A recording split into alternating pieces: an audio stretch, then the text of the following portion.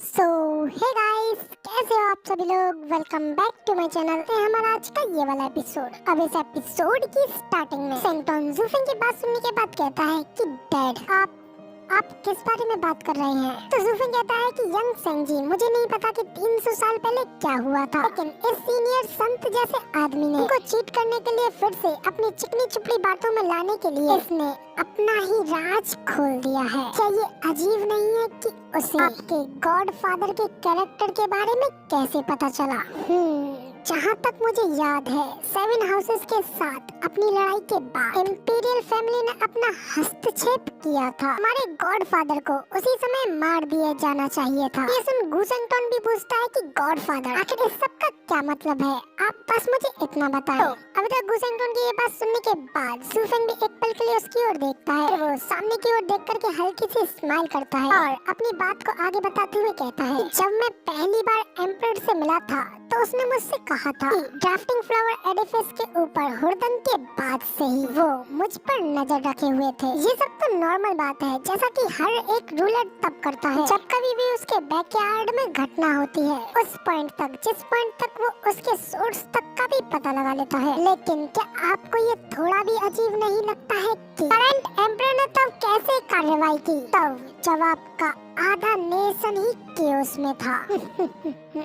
इसका सिर्फ एक ही जवाब है कि सब कुछ पहले से ही प्लान किया गया था। जिस तरह से मैं इसे देखता हूँ, जब से तुमने उन हाउसेस के इंग्रेडिएंट्स को चुराया है, तब से तुम्हारी हर एक हरकत इंपीरियल फैमिली की निगरानी में थी। सब कुछ ताकि आप और हाउसेस उन्हें कमजोर करने के लिए लड़, यहाँ तक कि तुम्हारे गॉडफादर से वो मीटिंग भी, सब कुछ भी इंपीरियल फैमिली के प्लान का ही एक पार्ट था, ताकि उससे आपको री-एजुकेट किया जा सके। और फिर सातों हाउसेस ने तुम्हारे उस पूरे परिवार को मार डाला। अब तो जूफिंग की बात सुनने के बाद गुसेंगटन बहुत ज्यादा हैरान हो जाता है और फिर काफी ज्यादा गुस्से में जूफिंग से पूछता है, गॉडफादर, क्या आप जो कुछ भी कह रहे हैं क्या वो बिल्कुल सच है। अब तो गुसेंगटन जूफिंग से ये सब कह रहा होता है कि तभी शैडो किंग भी गुसेंगटन से कहता है कि बकवास गुसेंगटन, इसके झूठ के ऊपर बिल्कुल भी विश्वास मत करो। उस समय इंपीरियल फैमिली का लॉस भी बहुत ज्यादा हैवी था, और अगर ये सब इंपीरियल फैमिली की ही खुद की एक चाल होती, आखिर वो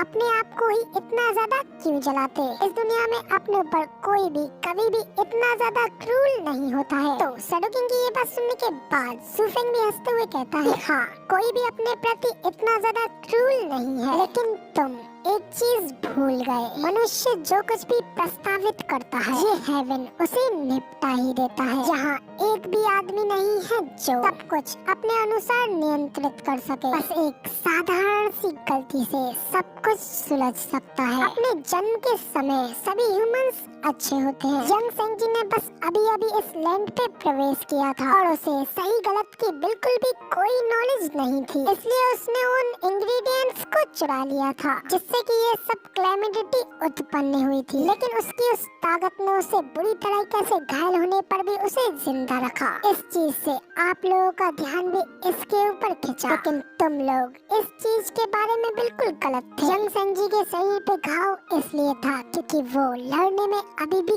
काफी ज्यादा नया था। उसकी ताकत का गलत अनुमान लगाना और उसका उपयोग करने का निर्णय लेना, और यहीं पे उसका गॉडफादर आया। चाहे वो आपका आदमी था या जिसे आपने रखा था, तो किसी भी तरह से यंग सेंजी का एक टीचर था जो कि उसे एक हॉनरेबल लाइफ दिखाया करता था। लेकिन तब तुम लोगों ने उसे भी मारने के लिए सातों हाउसेस के हाथों ये सब ड्रॉ करवाया ताकि यंग सेंजी के मन में रिवेंज का बीज बोया जा सके। लेकिन ये सब कुछ सिर्फ और सिर्फ एक एक्सक्यूज था, क्योंकि यंग सेंजी तो तुम्हारे सेंट्रल स्टेज का एक पपेट था। फिर भले ही वो बहुत ज्यादा कमजोर हो, आप उसकी 7 हाउसेस की शैडो से लड़ने में मदद करेंगे और उसे हार का सामना करने देते। हालांकि जिसकी आपने कभी उम्मीद नहीं की थी वो ये है कि यंग सेंजी की पावर्स आपकी उम्मीद से कहीं ज्यादा अद्भुत थी, क्योंकि आपके एक साथ कंट्रोल से भी बहुत ज्यादा ऊपर थी। तो इसीलिए जब तुम स्टेज पे आए तो तुम कुछ भी नहीं कर सके, और उसी तरह तुम्हें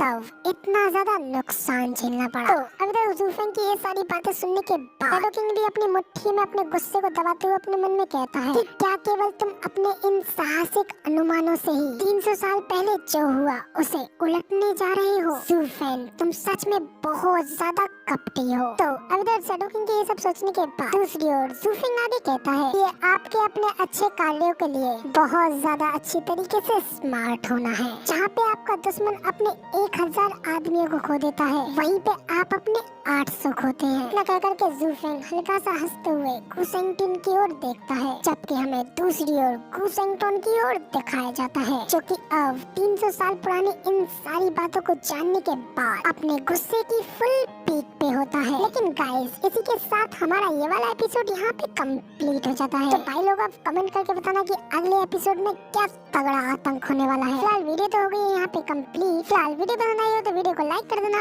और साथ ही कमेंट करके जरूर बताना कि आपको हमारा ये वाला एक्सप्लेनेशन कैसा लगा। बाकी चैनल पे नए हो तो चैनल को सब्सक्राइब कर देना ऐसी अमेजिंग वीडियोस को देखने के लिए। तो इसी के साथ शुक्रिया, मिलते हैं किसी और नई वीडियो में।